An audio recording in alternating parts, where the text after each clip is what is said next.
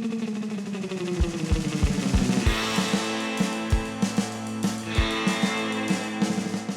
accounting and finance staff of tomorrow will not just be folks who understand accounting and finance concepts, but also data concepts. So it will now or soon be important for our organizations to have some level of data knowledge, comfort, and expertise. Hello and welcome to Off the Books, where we surf the uncharted waters of accounting, finance, and wherever else the waves take us. I'm your host for the day, Mike Gravano, recovering cherry coke addict and Off the Books producer. With me is Catherine Tsai. Hello, I'm not an accountant, but I am a professional asker of questions. My drink of choice is probably a venti soy chai, and we're here today with Alex Davis. Alex, introduce yourself, please. Good afternoon. Thanks for having me. Big Cherry Coke fan myself. I'm the Deputy Chief Financial Officer for Pi Insurance, which is a privately held mid-maturity pre-IPO P&C insurance company. Sweet. Excellent. And we brought you here today because we'd like to talk to you about data management. So first of all, what is data management? What does that even mean? Yeah, I think it's one of these broad terms that, depending on who you speak to, they interpret it differently. To me and to us at Pi, data management is the management of data, but from source system through how we get it and when we get it and who can get it, access and governance, and how we move it and how we store it and when we need it and what we need it for, and just kind of understanding, where it's generated and what it's ultimately used for in an appropriate and controlled way to move it between the two endpoints. How would you characterize the difference between good data management versus poor? Yeah, so I'll again kind of refer to the two endpoints with your, finance and accounting and other users at this end who have certain needs and they need to get their hands on data to do their jobs. Oftentimes they're turning that data into information through the course of their work, but we don't want them to have to fight for it. We don't want them to have to wonder if it is correct, complete, accurate. Assuming we can pull off the end, good data management really revolves around the beginning. It has to be resilient to changes in source systems, right? So, there's probably a lot of listeners that have had to replace a GL or a subledger or these other systems, and it's caused mass chaos in the data management in the middle. Controls need to be redesigned. The data may just structurally look different. So from more of an IT perspective, you have to redesign your tables and your queries and how you're storing it. Frequency of data. So I think it's really about being resilient and scalable. So can I plug new source systems into this end? Can I replace source systems on this end? And can I do it all without disrupting the needs and wants of my users on the opposite end? I like how you describe that picture of what good looks like. In your new role at this new company, how much of that infrastructure was in place when you got there?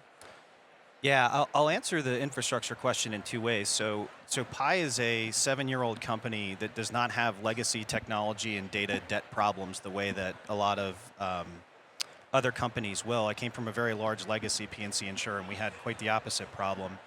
But Pi is very focused on data. Pi understands the value of data and uses data to drive business decisions on a daily basis. So from an enterprise data perspective, we have very good access and connectivity company-wide into our data. The issue is that that's done via a data warehouse with a visualization tool on top, and they have a 98, I think they say, % accuracy SLA. So it's not good enough for accounting and finance. We need to be precise. So right now, we consume our data that way, and we live with the risk. We put manual, detective, and preventative controls and some automated controls on both sides of it, which just drives up the workload to ensure you're getting the precise product at the end for accounting entries. But we are going to be rewiring that to go direct to the source systems where we have direct control. We have the ability to archive it and store it and demonstrate for auditors that it is 100% accurate. What are some of those source systems that you're connecting? Sure. So obviously the general ledger, enterprise planning tool, but as an insurance company, we have policy systems. We have revenue, our billing and revenue recognition subledgers that are very important. We have our claims system, our claims payment processors, and then those are kind of the 2-minute easy version. But there's a lot of ancillary systems around that will consume information that will help us in reporting or help us explain what we're seeing in the financial results. How is a financial reporting team better than a dad joke? A dad joke can tell you what to call a busy accounting leader, but it's not going to tell you why. Really good financial reporting teams can pull together reports that tell you what happened last month and even tell you why. They just don't always have the time to get to the why. That's where Workiva comes in.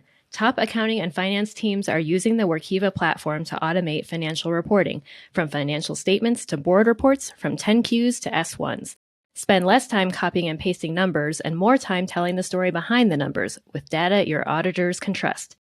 See why accounting and finance teams love Workiva at workiva.com/accounting. That's workiva.com/accounting.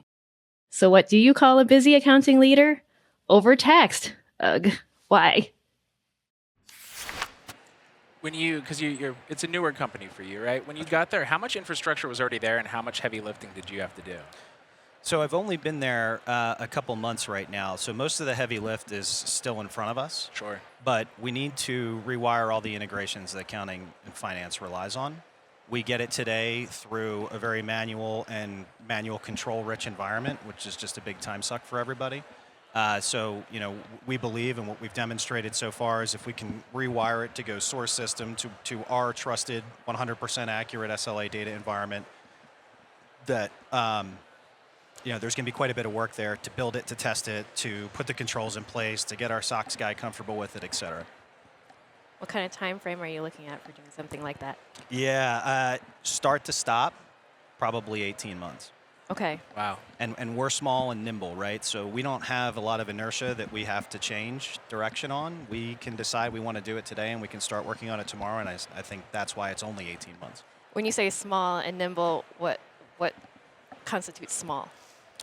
I think the number of decision makers, the size of the company, the different streams of data that we're talking about, right? So some large legacy insurers have multiple policy admin systems, multiple claim systems, different subledgers for revenue recognition, or even AP and things like that, or AR.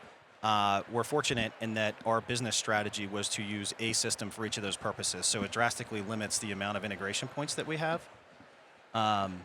But there's still a good bit of work to be done to understand the data and interpret it in a way that's useful for ultimately financial reporting. Sure. Okay. Well, what advice would you have for somebody who might be taking on a new job at a company, whether it's a legacy company or a startup company, for what they should do in the first 30, 60, 90 days in terms of setting up good data management? Yeah, I think you're going to spend all 90 days trying to get management buy-in that accurate, certified, and complete data is important for your organization, for your mission, for your financial reporting, right? It could be for regulatory requirements, or it could be for internal decision-making, or ideally both. But getting that management buy-in that is important, and that there's going to be work to be done unless you're walking into a perfect situation where it's been done for you. And then I think 1A is that partnership with technology. So Pi has a very progressive, forward-thinking technology department who recognized, we don't want to be in the middle and getting audited. We support you, going around with your own integrations. We'll support you with it. We'll help you with it. But ultimately, there's a difference between a 98% accuracy SLA and a 100%, which we're going to require. And they recognize that.